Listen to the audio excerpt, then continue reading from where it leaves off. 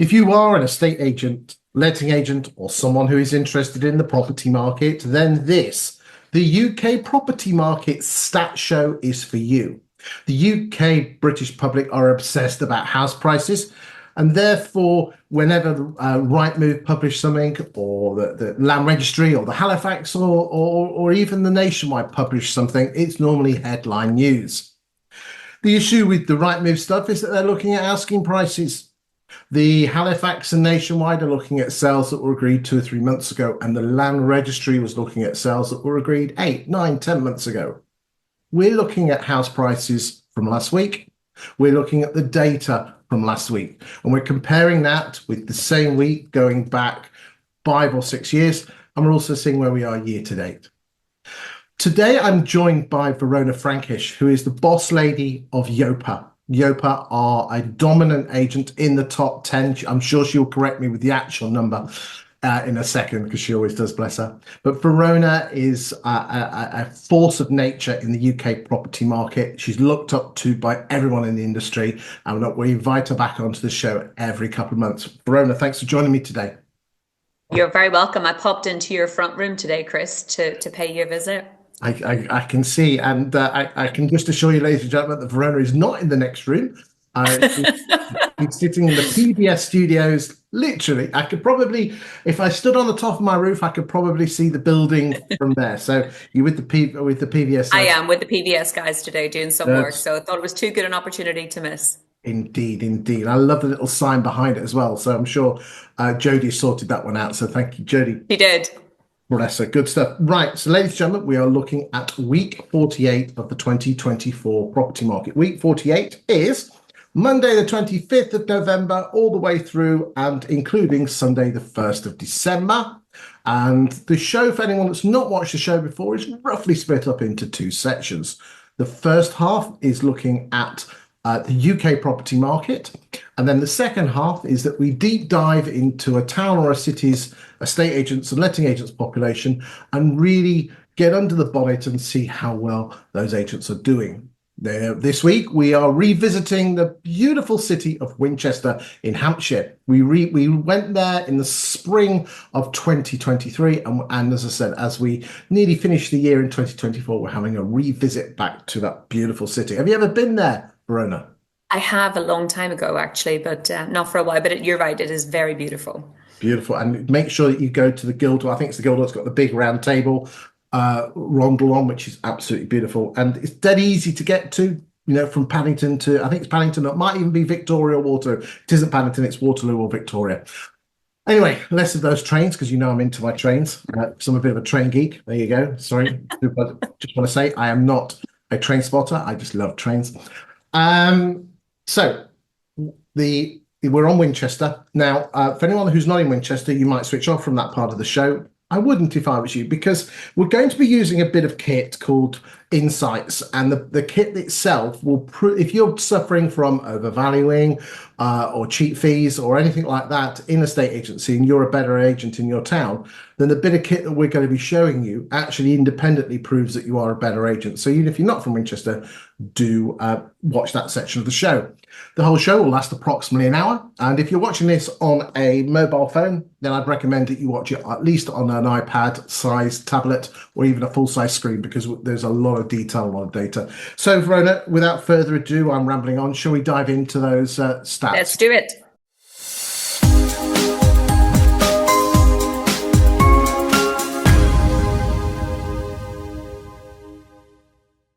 Okay. So, ladies and gentlemen, the first thing we always do is we look at listings. I spend 40 seconds just going through the stats, and then the wonderful Verona will give her opinion.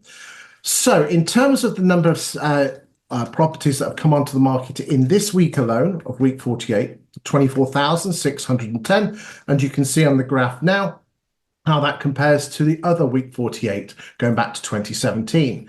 The average value of a property coming on the market is £390,000. Year to date, we are on 1.64 million properties coming on for sale, which is 8.4% further on than 2023's figures of 1.521 million, and 7.5% further on the average of, if there is such a thing, at more normal years of 17, 18, and 19.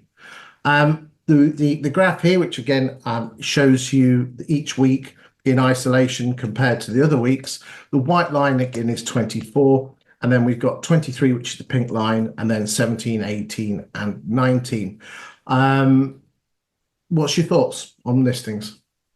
So I think overall, we're obviously coming now to the end of 2024. We've got a few weeks to go. And I think there's lots to be positive about. We're still maintaining decent momentum on listings, which is great to see. You know, Chris, when we sat here at the start of this year, if we'd been able to foresee the year that we've had, considering the backdrop, I think we'd have all been pretty happy with where we've landed. I think listings are being boosted for now with the stamp duty threshold line looming at the end of March. So there's still time to get properties on the market, get them sold in the right areas at the right price between now and the end of March. So that is definitely helping us. Don't know how much longer that's going to last, because I think once we get into January, that's going to be more challenging to list and complete beyond that period. But yeah, lots to be positive about. I would say is the overview at this stage.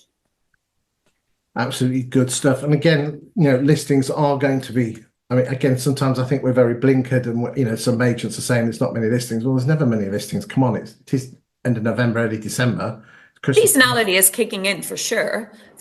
But you know, we expect that at this time of year. Indeed, Christmas party season. Have you had yours yet at Yopa? No, so we have ours on the 13th, next Friday, our conference, and then Christmas party after that. Try to keep it as close to Christmas as possible, because we want to make sure we maximize December as well.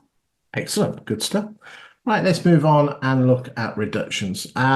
So this particular graph gets updated every month. We are filming this on Tuesday, the 3rd of December, so I haven't had my November dates updated yet. So we haven't had the November stats yet. Anecdotal evidence suggests is that we probably had a slight dip on that, but in essence, we are reducing around 13% of our stock at the moment. The average price of a property being reduced is £385,000. And the number of price changes is 14,684. 13% of your stock doesn't sound a lot. I know that's, it's one in six. Yeah, no, it's definitely not. It's less than that. Look, I think price reductions is something that whenever I was looking at the stats yesterday, it's definitely one of the areas that I think all estate agents should now be considering as we get our stock in the best place to sell. As I mentioned earlier, we've got that stamp duty kind of deadline looming. Getting property at the right price now is going to be absolutely key over the next few weeks and as we enter January. And actually, when we come to fall throughs, I've got some data that I want to share that Rightmove have shared with me, which also relates to price reductions as well. But I think that's something now, getting our house in order, excuse the pun, in readiness for next year is going to be really critical for most agents. Absolutely right. Vals are down, so the valuers have got no excuse whatsoever. They're always out and they can't do vendor management. And again, valuers, those that have been in the game for 6-7 years, is teach your negs how to get a price reduction. Some of these youngsters who have been in the business have not been used to a tougher market. And don't get me wrong, the market, the number of sales is higher. Ben Madden put a lovely post out saying, after all the stuff we've had this year, we are still 14-15% further on than we were last year. Absolutely. Phenomenal. And demand, even after the first few days in December, we're still seeing significant demand from buyers. Obviously, that is being helped by the stamp duty deadline as well.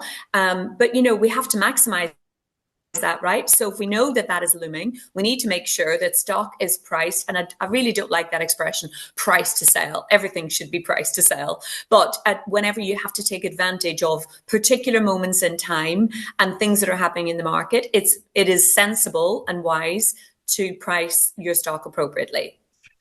And again, a stat which I mention most shows because it's so important is that yes, the number of sales is higher, but the number of properties on the market is also higher. And we are Yes. still only selling 53% of the homes that we put on the market. And when I say selling, we're talking exchange. You guys and girls get paid and the homeowner moves.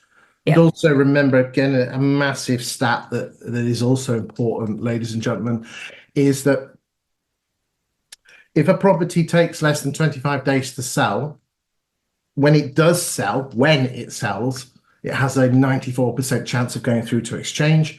But if a property takes 100 days or more to achieve a sale, its chances of actually their exchanging and completing go down to 56.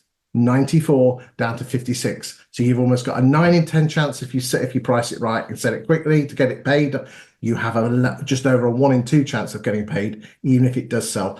I think, these are absolutely massive numbers, which. And I think that kind of data is super helpful for, you mentioned sort of new entrants to market and people understanding the data and using that to make decisions. But we now have way more data as an industry than we've ever had. So even if you've been in the sector for 20 years, we didn't have that level of data, certainly not at a macro level previously. So it is wise to tap into that data and to support that. Of course, there's another way of looking at that. So if we have stock where the days on the market, if there's an average, I'll put this another way.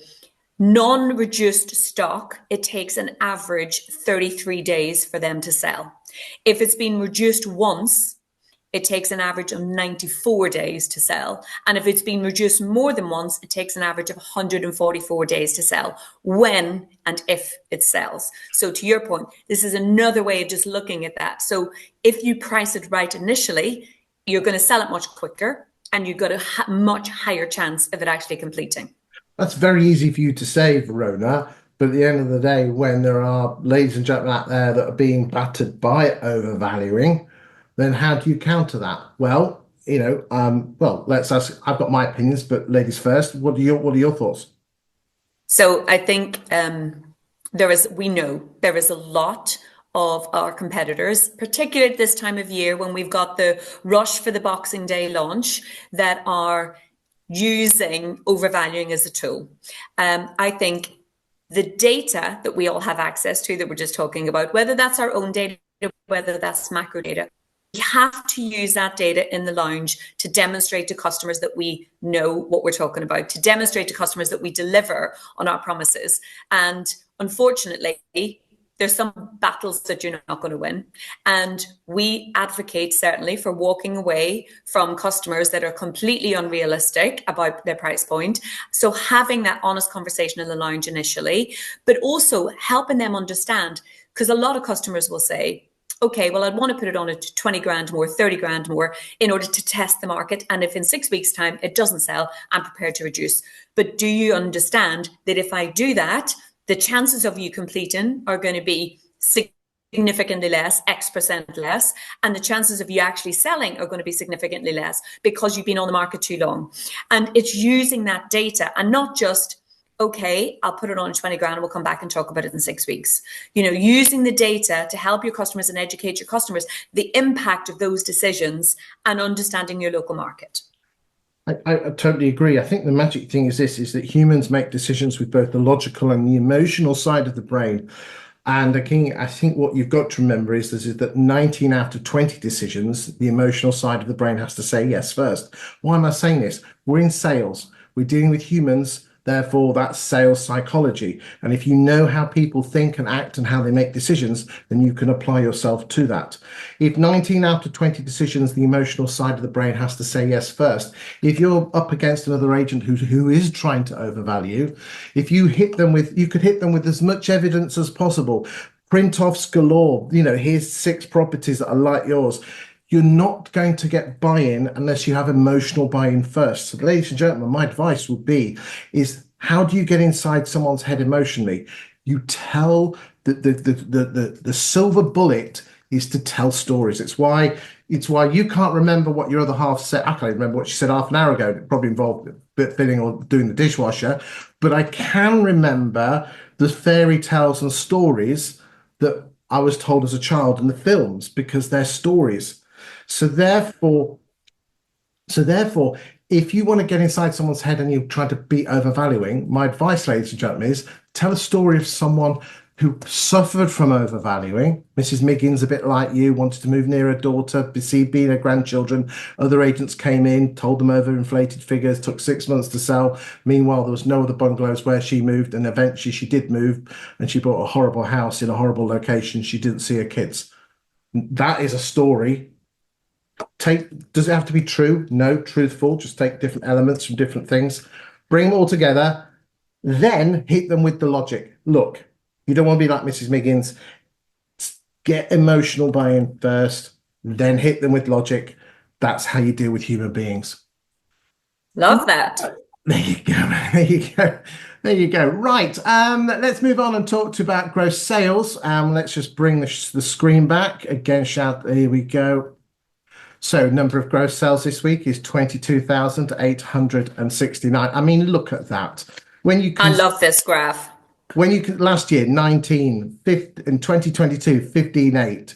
In 2020, it's not on this, it was 28,000. It was literally, ladies and gentlemen, just there. Okay, we're going to be looking at net sales, so you can compare net sales. We strip it out of this graph, but we do add it in the net sales. Well, 17,000 in 2017, 19,900 in 2018, and 20,800 in 2019. And at the moment, it's knocking on the door of 23,000. I mean, this is year to date. Again, let's just again, 15.2% ahead of 2023, 1.19 million homes sold subject to contract against 1,000,003 and so we are 15.2% ahead of 23, and we're 8.8% ahead of 17, 18, and 19. The average price of a property sale agreed 362. And then there's the number of sales there. We'll just have a quick look at the gap of the prices. So this is that's nice to see. I'll explain why in a second.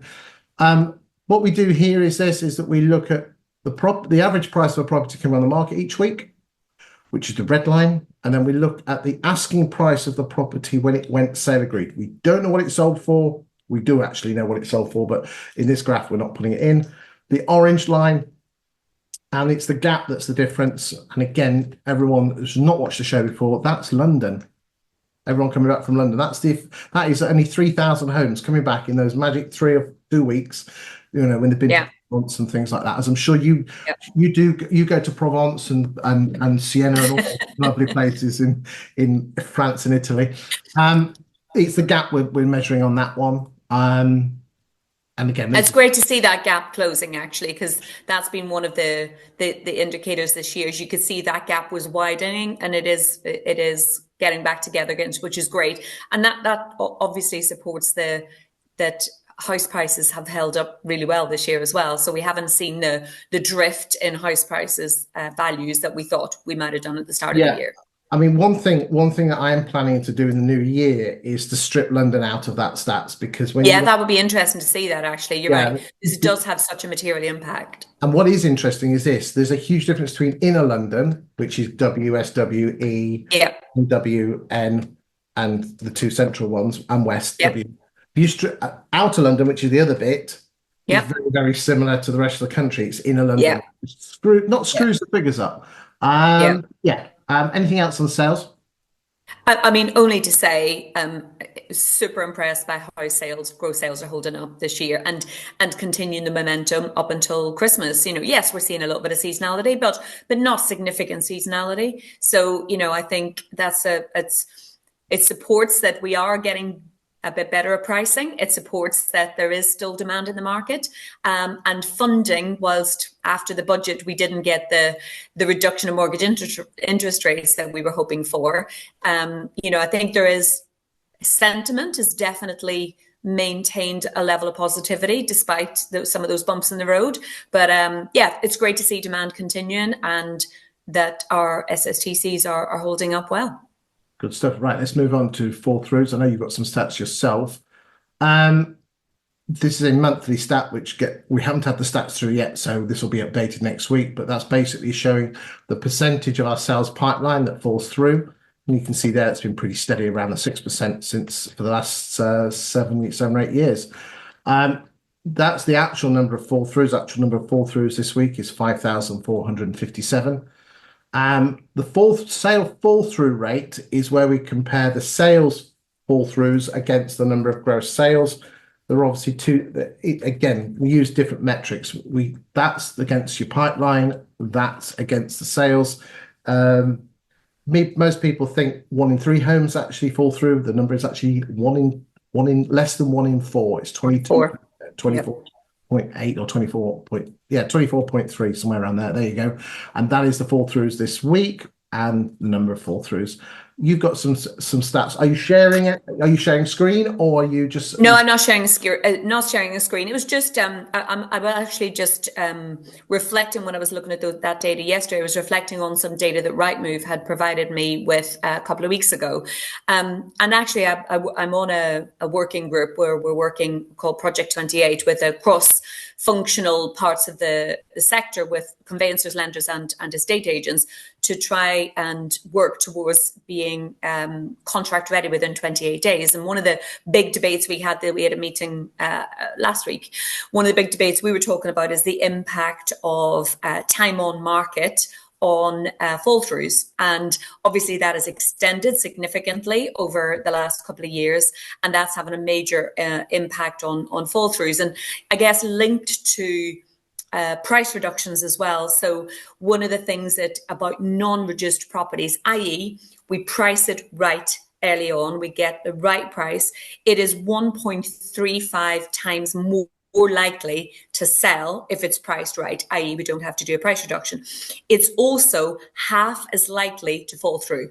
So properties that don't have a price reduction are half as likely to fall through. Now, I thought that was a frighteningly high number given the number of price reductions that we do, and it's become part of our kind of just our operation on a weekly basis. It also, properties who are priced right first time round also take a third of the time to sell. So that's that 33 days I was referring to. So if it's non-reduced, it's going to be a market for about 33 days. If we could get all of our property to sell within 33 days, it would change all of our business models, right? It would have a significant impact. The other factor is that if it's priced right initially, it's almost half as likely, so just under 50%, to be lost to the competition. So you've got twice the chance to retain it on your books and to sell it within 33 days if you price it right. So there's a huge amount of evidence there and data points to support getting it priced rightly in the first instance, which will then inevitably reduce the chances of fall throughs. And given that, as we know, when it falls through, we lose it, we don't get paid on it. That makes a massive difference to all of our business models. Fantastic stats. Now, they from Rightmove, you say? They are from Rightmove, yeah. Excellent. And by the way, Chris, that's data over the last 5 years. That is not just today's data. That is data from the last 5 years. So it's, I think the other thing to say is on that, and then I'll move on from price reductions, but of course, sometimes we have to do a price reduction. So sometimes it is necessary. But if you are going to do it, it's really important that, one, we do it early. And day one is a massive indicator of what sort of reaction are you getting, response are you getting on day one. That if you haven't had decent reaction within 2 weeks, you need to do it early. You also need to do a meaningful reduction. So 1 to 2% is not going to cut it. The sort of shift from 5 to 7% makes a significant difference on then getting a sale. And so do it early, do it once, and make it meaningful. That's really important. And I think we all know this anecdotally, but we're just afraid to lose the listing. Exactly.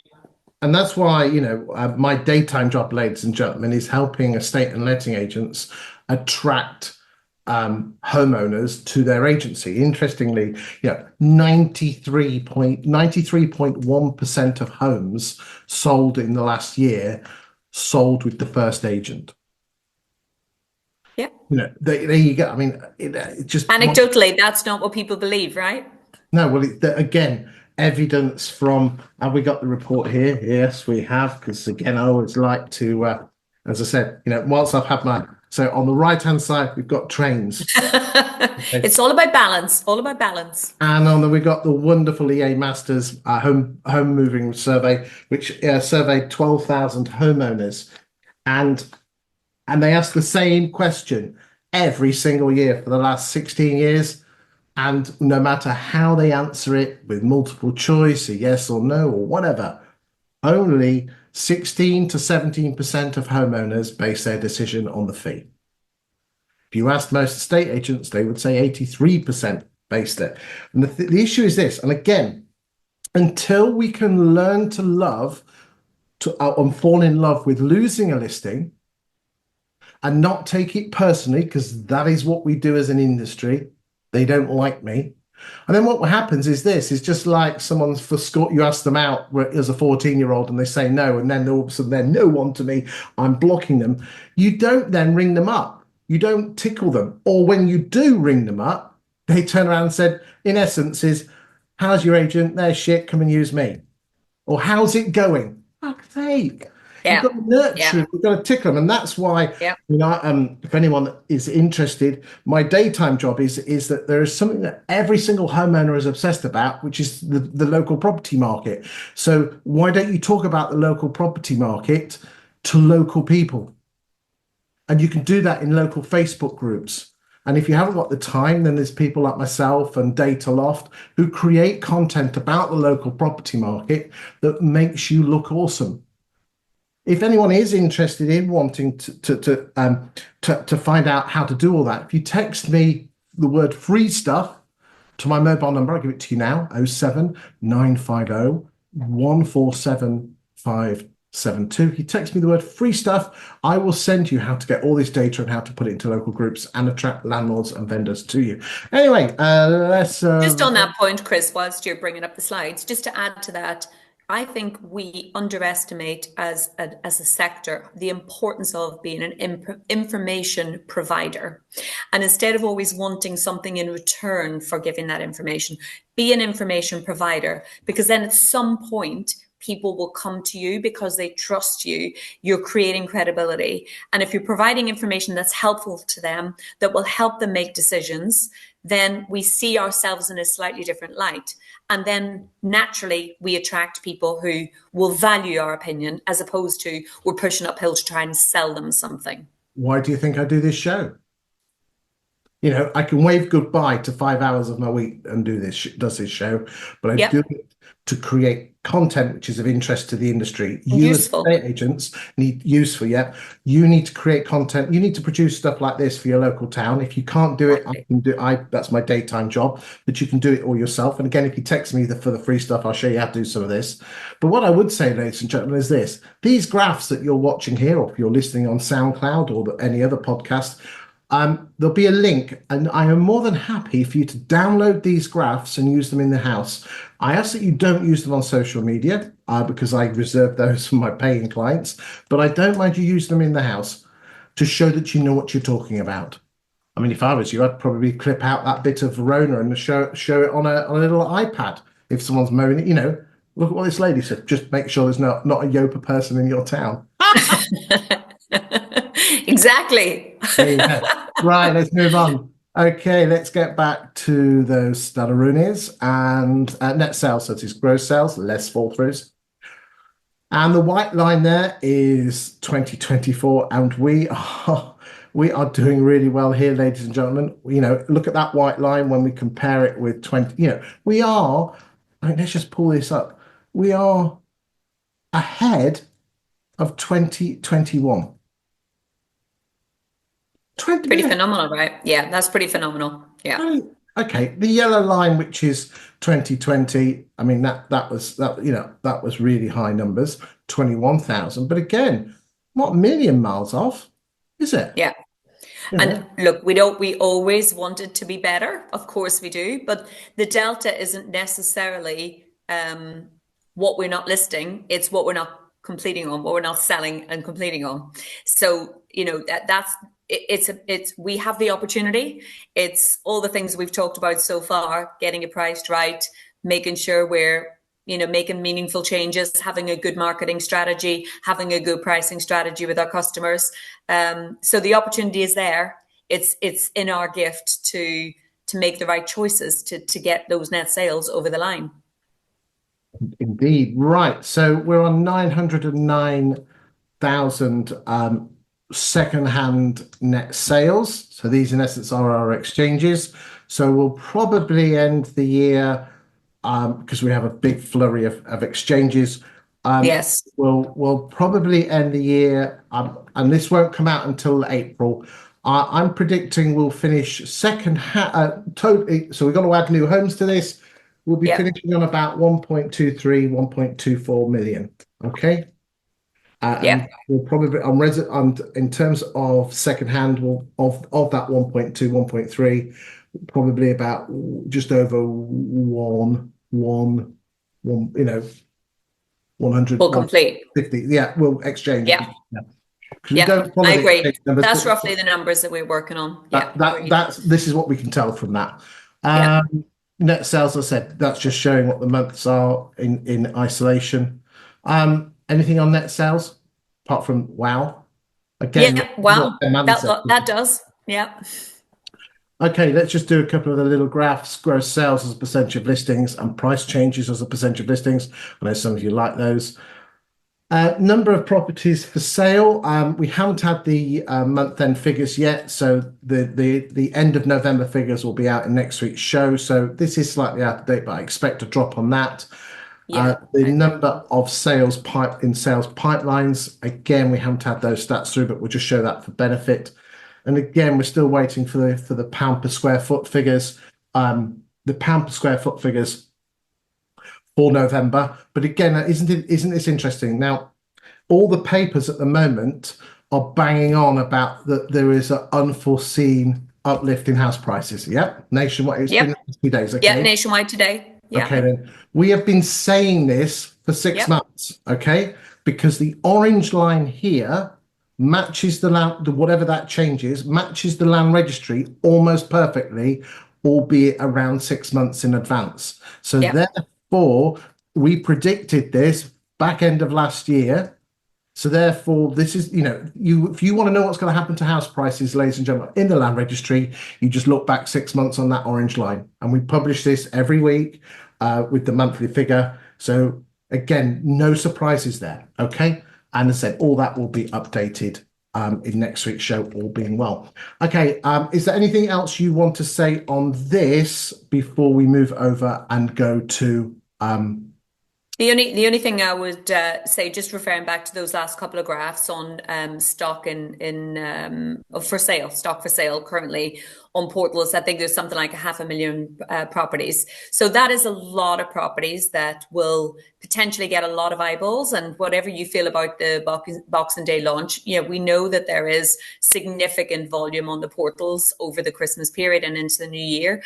Any agent in the country now should definitely be reviewing their stock and looking at the prices, looking at activity, having conversations with the vendors to make sure that they are ready for that, those eyeballs on those properties, making sure if you need to adjust photographs, if you need to refresh photographs, if you need to, just refresh the front pages, all of those things, making sure that your property is looking the best it possibly can so that we get the maximum impact from that increased traffic as we enter the new year. Absolutely bang on. And if you do have snow in your pictures, make sure you retake them. You might not want that. No. Okay, ladies and gentlemen, that's the end of the first part of the show. What we're now going to do is we're now going to go to Winchester. If you're not a Winchester agent and still are suffering from overvaluing or cheap fees, then do watch the show, because we're going to be showing you a bit of kit, which I know myself and Verona are big fans of, which will help you counter that. So here we go.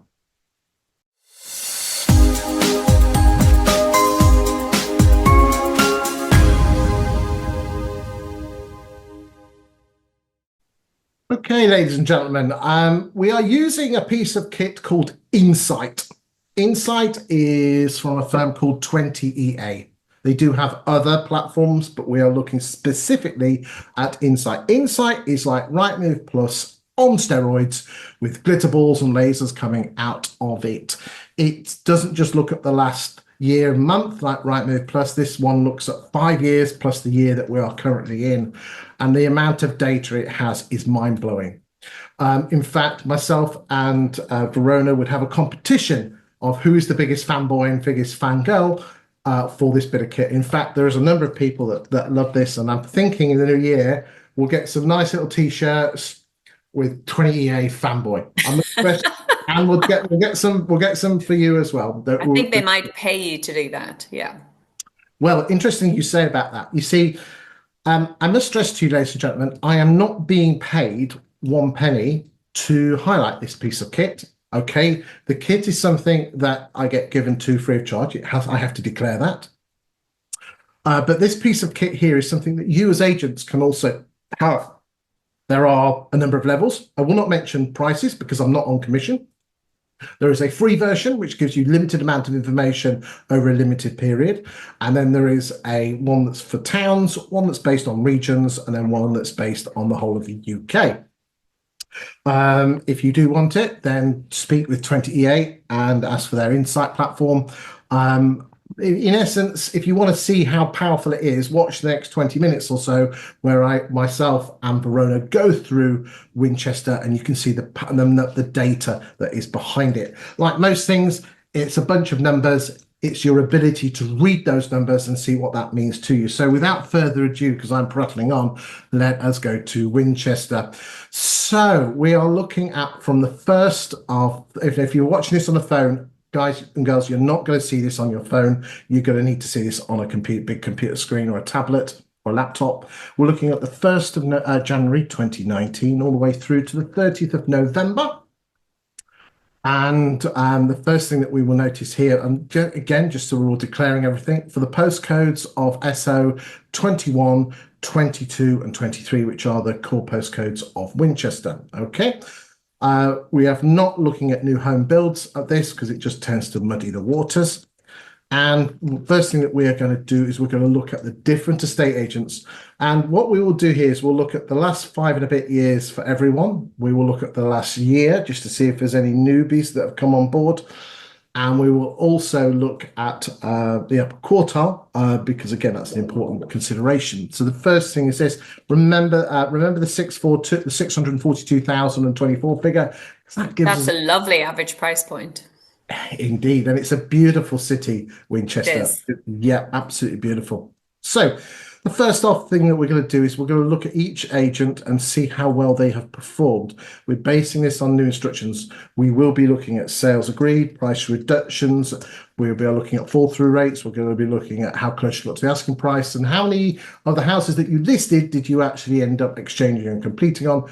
And at the end, we'll be looking a little bit of letting. So here we go. We start off with charters.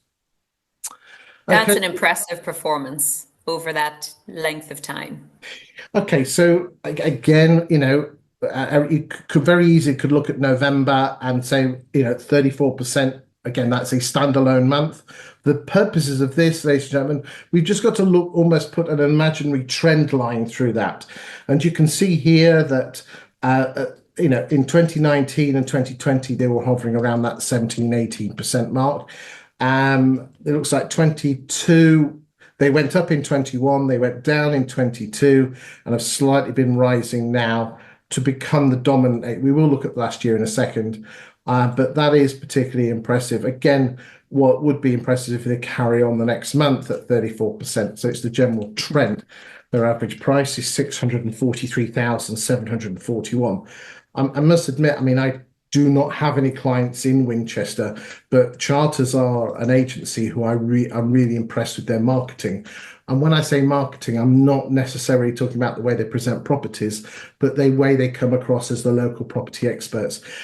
And what I would say is this, is that if anyone's watching this and they are a Winchester agent and you want to fight fire with fire, then maybe we should have a chat because I could help you attract more landlords and vendors to your agency by creating that property market data that I mentioned before. But again, you can do it yourself by texting me on the number I mentioned earlier on and sending me the word free stuff by text, and I will send you how to find this information yourselves.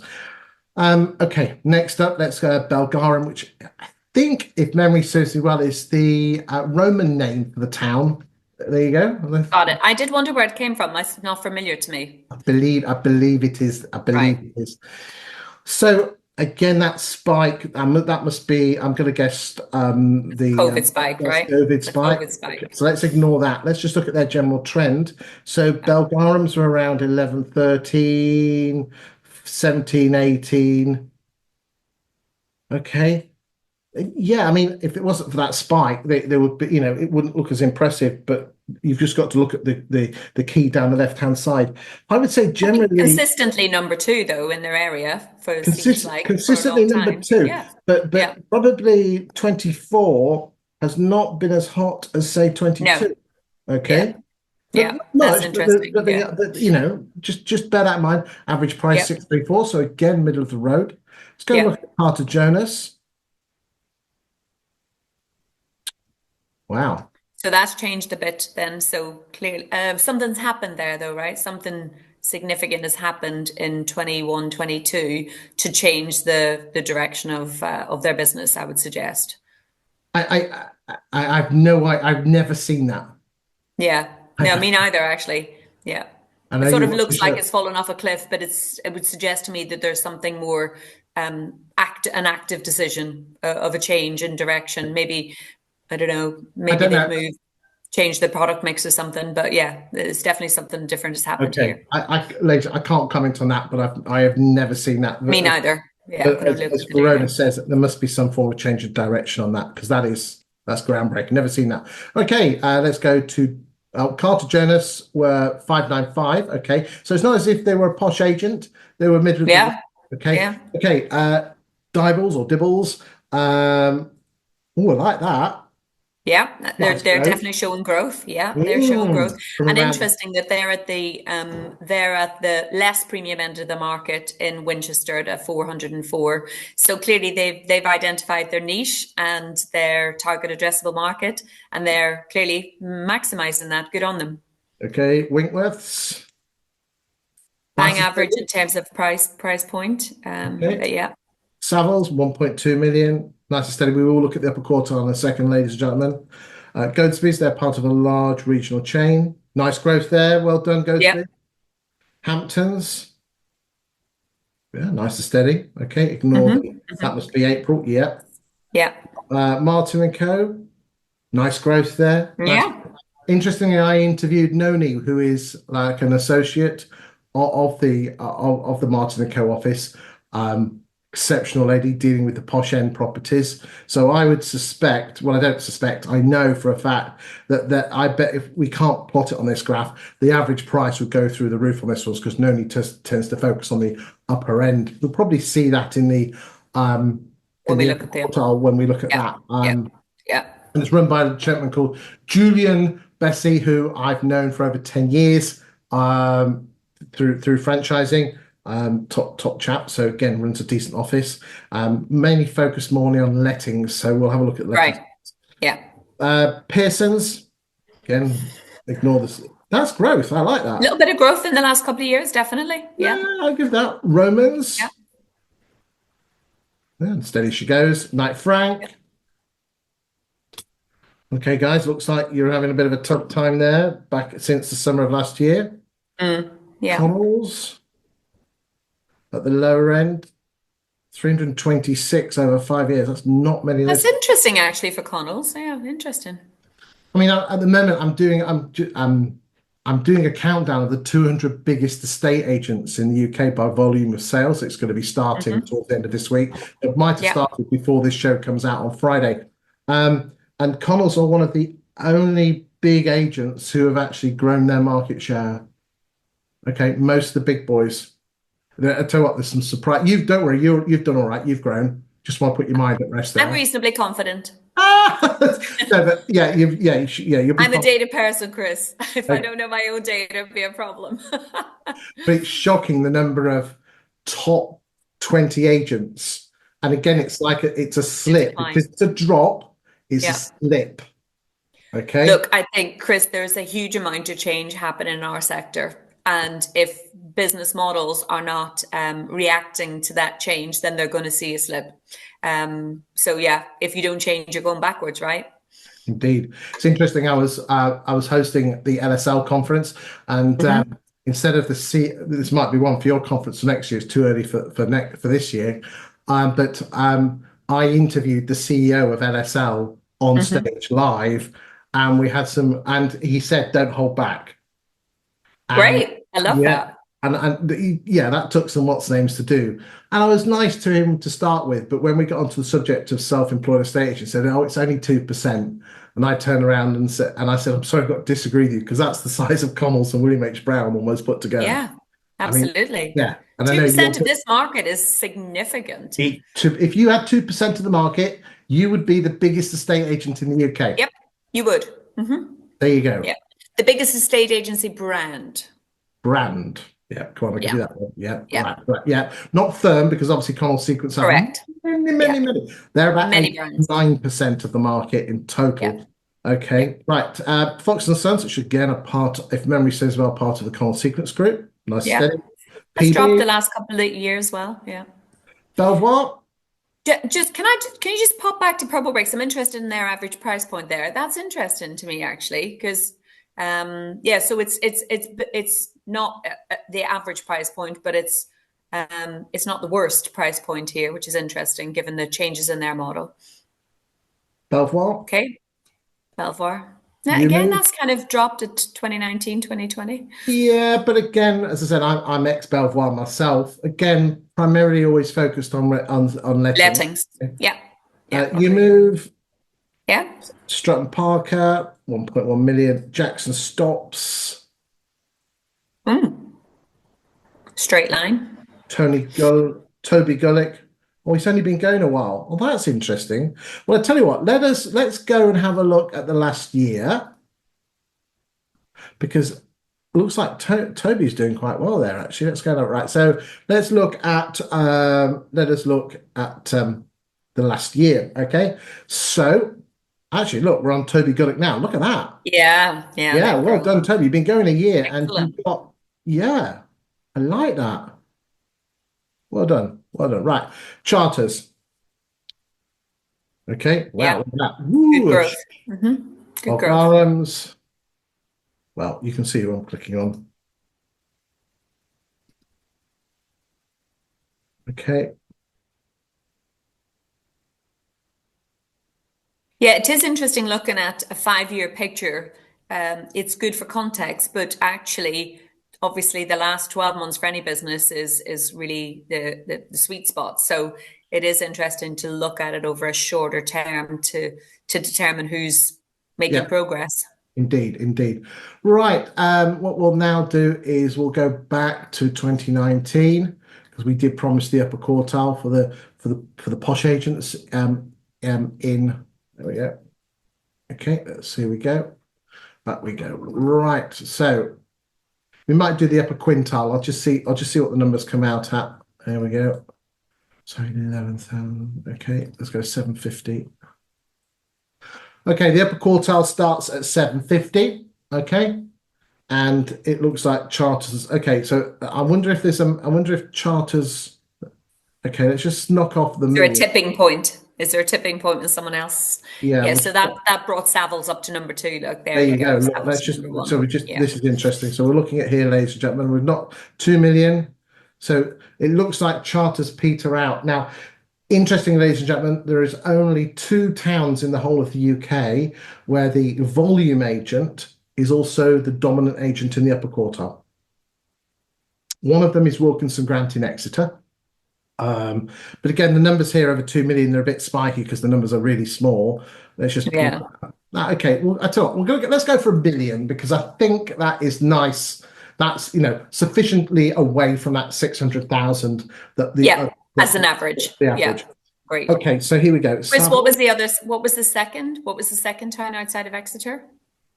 I'm not mentioning it in this program. Oh, okay. You just teased me. Oh dear. Right, there's Savills. Nice and steady. Charters. Yeah. Well, not bad. They still do decent Yeah, business. I Yeah, tell you not all what, the time. Yeah, yeah, I'm yeah. giving Sam's a run for their money. Yeah, Okay, definitely. Good on you, okay. Charters. Knight Frank. Okay, okay. 1.9. They're Yeah. getting the top end. Bulgarums. Still Okay. decent. So again, there you go. That's their okay. Yeah. It's 25. That's not bad. Yeah, Yeah, absolutely. yeah, okay. I'll give you that. I'll give them that. I do have a soft spot for Bulgarums. Not, I don't know anyone there. I just love their Yeah, marketing. just the name. The name's great.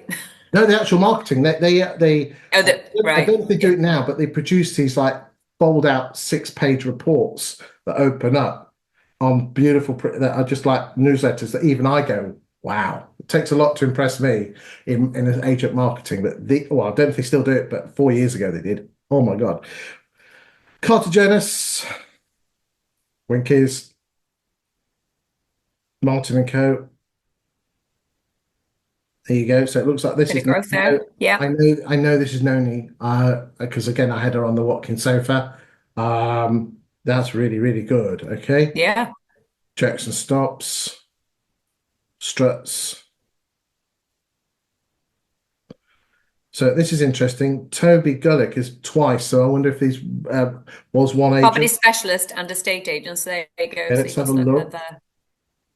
maybe he's got a brokerage, some Possibly. personal agent arm. Looks Yeah. like he might do. That's what Yeah. tends to happen. It might Yeah. just In self-employment. that I don't upper end. Yeah. know. Yeah. Good strategy. Yeah. Okay. I've heard some good. I've not met him. Heard some good things about him. Dibbles, Hellards. We'll go down. We'll just whiz through these. These are low numbers, but just gives you a flavour. Yeah. It's hard to get a feel for it. It's It such is. It a is. low volume, right? Okay, then let's now move on and let's go and look at these figures. Again, ladies and gentlemen, this is like a spreadsheet heaven. And there is some absolute gold in here. But if you don't spot the gold, you know. Anyway, I'm sure you've spotted it, but most agents here would look. So we're looking at the 3rd of December 23 to the 2nd of December 24. And again, there's your new instructions, market share, there's your sell agreed, and the percentages. Again, there's no gold in those columns. The gold is in these 4 columns here, ladies and gentlemen. Yeah. You see, the magic thing is that a property will only leave an estate agent's books for 2 reasons. 1, she exchanges, 2, she withdraws. So therefore, the beautiful thing about insights is that it knows which ones you exchange on and which one you withdraw, okay?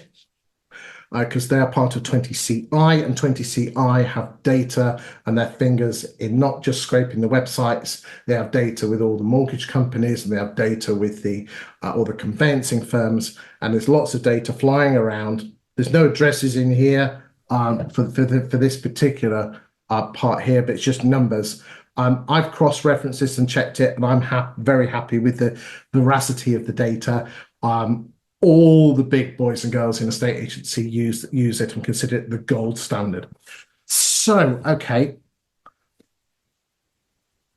If you add up these two, 54.79 and 45.21, it's 100% because these are the only 2 reasons people properties leave books. So I'm looking at the exchange figures here. The average in the town is 53.9. And the immediate thing here is this. What's screaming at you with charters? Yeah, they're not SSTC or exchanging at the same rate as anybody else. In fact, they're below average. Well, I would ignore SSTC. It's whether you actually get paid on or not. And Yep. in the last year, charters have exchanged. We're not criticizing charters in any way. I'm still a hashtag fanboy. 54.79. What's Bulgarum? So let's just again, if I was if let's just work that up, we'll just get the calculator of justice out. So we'll call Bulgarums and Dibbles 65 nearest, damn it. So 65 divided by 54.8 is 18.6. So therefore, if I was Bulgarums or Dibbles and I was going up against charters, I could say independent evidence suggests, and if you had this data and you had it on your iPad, suggest that we are more 18.6% more likely to get the property Exchange. exchanged, i.e., you moved home. Yep. That's very powerful. Yep. Super powerful. And that's where the data helps. So right. And I mean, there's loads of conclusions one could make from that data, and if you work in the local area, you obviously have a much greater knowledge of what is going on in your local area because you'll be competing with the valuers across the different brands. So you'll have an understanding of whether there's overvaluation at play here. You'll have an understanding of what is contributing to the fact that they're not exchanging. And if you listen to the data that we talked about in the first half of the show, Chris, some of those guidance around pricing it right to sell, the chances of it falling through, the chances of it getting exchanged, and how long it's going to take to do that, all of those come together to paint a real good picture to help you when you're in the lounge to show your expertise and show your local knowledge. You are so right. However, not yet. So we'll do the word yet. We do have clues. So let's see if there are any clues. Okay. I'll just scroll down to get everyone to have a look at this. Now, remember, the smaller agents, the numbers are going to be a bit tighter because there's not so many of them. And also, if you've only been trading a while, your exchanges haven't come through. So again, you've got to take that with a slight pinch of salt. And the posh agents, which we will just have a quick look at the posh agents, the upper quartile, upper quintile, are going to have lower numbers because posher houses have a lower propensity to exchange, sale and exchange. So let's just have a quick look. Okay, so who is working their stock? Charters, there. Again, this is a clue. 56.7%. They might be the daddy-o agent of the town in terms of growth of stock, but is it at the expense of overvaluing? We're going to be looking at overvaluing in a second. Ladies and gentlemen, we're not criticizing anyone in this. We're just looking at the stats, and Verona and I are just commenting it as if we were having a nice chilled glass of Sauvignon Blanc. What is your weapon of choice, by the way? Yes, it is New Zealand Sauvignon. Excellent. I can Absolutely. tell. I can tell you weren't a Chardonnay lady. I can tell that. Definitely not. No, it's too dead there, isn't it? Right. Yeah. Okay. So Just again, go down, Chris. There's somebody down there at 81%. I'm really intrigued to know who that is. 81% price changes, sorry. there we go. That is Romans. Romans, interesting. So SSTC 52% below the 64% average, and exchange at 35%. Yeah, there's a few clues there that That's the first clue. that I'd be looking at. We do actually have a screen, ladies and gentlemen, which is going to measure overvaluing in a second. Yeah. I tell you, there was one stat that screamed out at me, which was really good. Goadsby's 72.6%, 72.63% exchange ratio, and price changes at 57. Now, again, now we can't measure this, but what that's telling me is this. Goadsby's are probably overvaluing slightly. We will look at that screen in a second, but they're working their stock because they're getting them away. Yeah. So they're probably reacting to the market very quickly, and any price changes, they're making them meaningful and they're doing them quickly. There's a great estate agents in Southend called Gilbert and Rose, okay, and their overvaluing was off the scale. It was scary, but their exchange ratio was also off the scale, and their price reductions were off the scale. And it comes to the fact is that they're overvaluing, but they're getting the price down quickly and they're getting them sold. So if you do need to overvalue to get it on, then do it. But you start. Don't leave it to floss the neg who don't know how to do it. This is why I always say you should book in the valuer 2 weeks after the valuation has come on the market. Properties come on the market, and all vendor contact should be with the valuer, not with the negs, which I know a lot of people don't disagree with me on, but you put it on the market, you take responsibility. Well, in my model, that's exactly what it is. Of course, for that reason, take accountability. Well, again, I've done some anecdotal evidence. I'll be probably publishing it in the new year, but personal agents have a higher propensity to get the houses sold. Yep. So there's a significant motivation there, right? They don't have a salary. You don't sell it in exchange. You don't earn. Okay, so fall through rate, the national average is 24.2, and the average here is 26.53. Is there any big ones here? Going to be slightly higher at 36, but not end of the world. Nothing scary there. Okay, let's move on and look at overvaluing. Okay, right. So Well, let's just get rid of Berkeley Homes because we can exclude those because that's a new home site. Okay, so what happens here is that we're looking at all the properties that have left your books in the last year, and we've compared them. Well, when I say we, this is Insights. Say, right, okay. Of all the properties, so what happens is this: when a house comes on the market, 20EA have a Valpal figure or an AVM model, automated valuation model figure for your house, and then it looks at what you put it on the market for, right? Okay, so on average, charters put their houses on the market at 1.75% above what they think the 20EA Insights thinks it's worth. Belgaum's 1.7, Dyball's 1.31, Savills 1.45. Actually, I did promise I'd look at the upper quartile. I do apologize. I just remembered that. Let's just have a quick look at the upper quartile.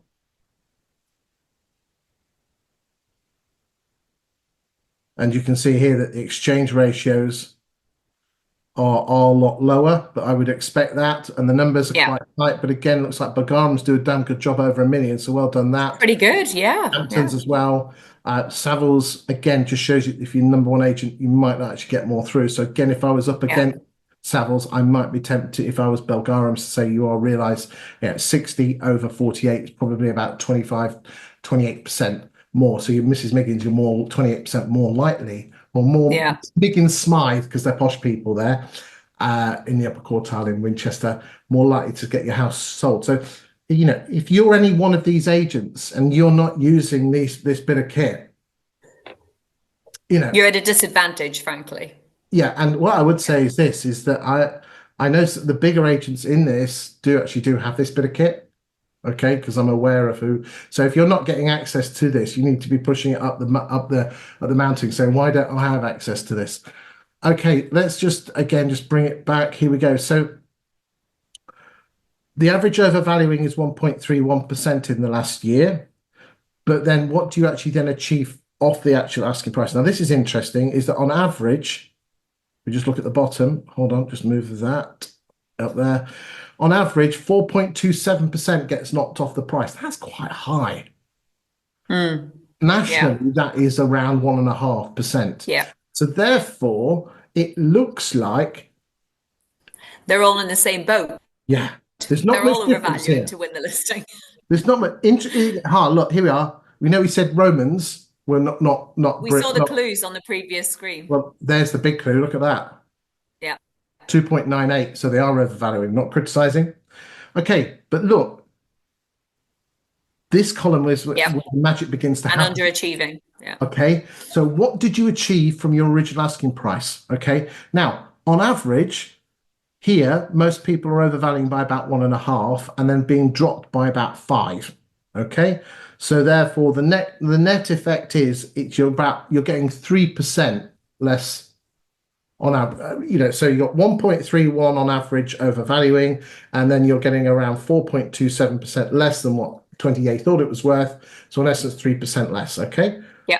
It's where you stand against that is where the important thing is. Okay. Now. A lot of people don't understand percentages or don't feel comfortable. So in this screen here, what they do is this.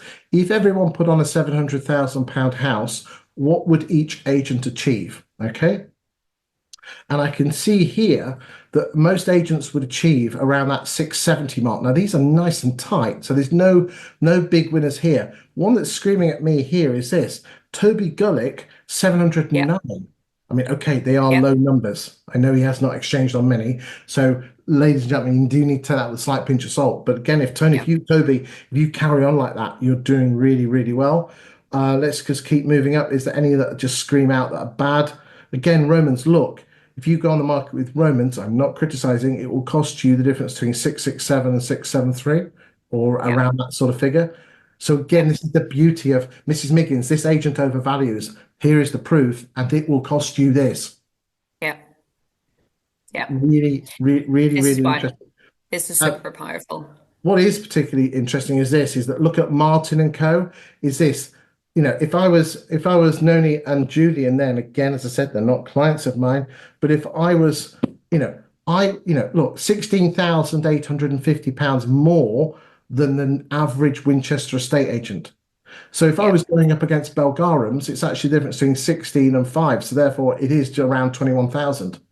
Mrs. Yeah. Miggins, go on the market with me. Not only have you got a greater chance of getting your house shifted, but on Yeah. average, according to data, £21,000 more for your home. But again, we talked about psychology, Verona. Turn it around. Don't I will get you 21 grand more, is you will potentially lose Yes. Yeah. 20,000 Fear from of fear of loss. loss. Yeah. Indeed. Anything on that before we move on and look at timescales? We're nearly I, 50. I think that's articulated very well. And the data in that helped us really paint the picture, actually. Again, we mentioned Romans, and the fact is that they do overvalue, which means they take on average, there we go, 128 days to get from new instruction to sale agreed, and 139 days from sale agreed to completion. So on average, Winkworth's, Goadsby's, they're taking 57 days, 67 days, Charters 76. The average in the whole city is 84 days. It's taking 84 days to get a property from new instruction in the last year, compared to the 12 months before that, where it was 67. So in 2024, it's taken 84 days. In 2023, it took 67 days to find a buyer. Isn't that interesting? And again, you can just get a flavour of how all the agents are. What you tend to find is there's always a couple of agents that go stuff really quick, and there's always a few agents in the top 10 that go really slow. That's about average. That is about average. Anything there you want to say before we move on? Not really. I don't think there's anything else that jumps out at me on this one. Okay. Finally, let's look at lettings. Okay. And we haven't got stock levels on this, but what you tend to find is there's a direct relationship between stock on market and the number of listings you have. And if your number of new listings is growing, it shows that your stock levels are growing. And immediately we've got Martin & Co here. Interesting that Open Rent aren't the market leader here, where they are in a lot of places we look. Very, very much, very interesting is that Open Rent have got about 16% of the UK market, considering they were only 5% 5.5 years ago. So it shows that they have not embedded themselves, unlike others. So that's showing a growth of around 15%, and now is kicking on the door of around 20%, knocking on. So I just want to say that is impressive growth on that one. Very impressive. Okay, let's look at Charters. I mean, potentially that is to do with the type of clients in that area are wanting a managed service as opposed to just a tenant find, which is probably what they're getting, which will be what they're getting from some more of the I guess the property manager type letting agents as opposed to the Open Rent. It's interesting there is, have you noticed, and again, I've got this really weird brain that spots patterns, that there's this low spikes in Yes. November. Yes. Is it university time? Yeah, but normally I'd expect the spike to be The up. spikes to be the other direction. Exactly. So is there a There is like an out of just outside Winchester. There's like I don't know if it's an it's like it's a university college or something, but there's something there. I don't. Okay. That's when I say You're right though. It's in the opposite direction, which seems a bit odd, but there definitely is a pattern there. Dibbles or dibbles. Let's have a look. Oh, look, here's another spike. They've got spikes October. October.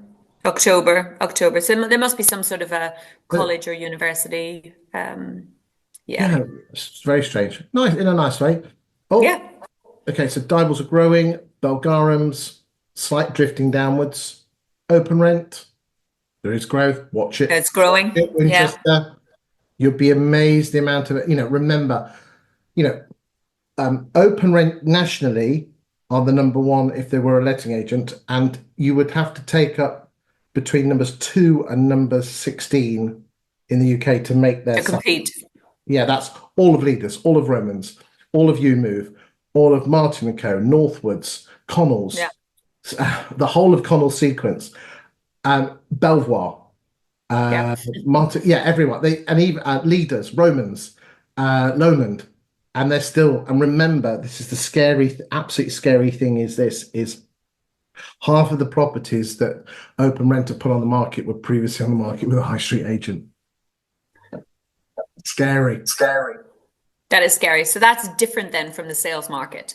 So Very, it is much more prevalent that it goes to rent with a second agent in lettings. Yeah, I just think if you look at the stats, it is showing that the number of landlords is not falling off. It's steady, it's static, but it's not Yeah, dropping. Most of them are going to open rent. Right, yeah. Romans, Carter Jonas. But again, isn't it interesting? They had a drop off The on same drop off that we saw previously. Yeah, yeah. Winkworths, Austin and Wyatt. We'll just go down to number 20.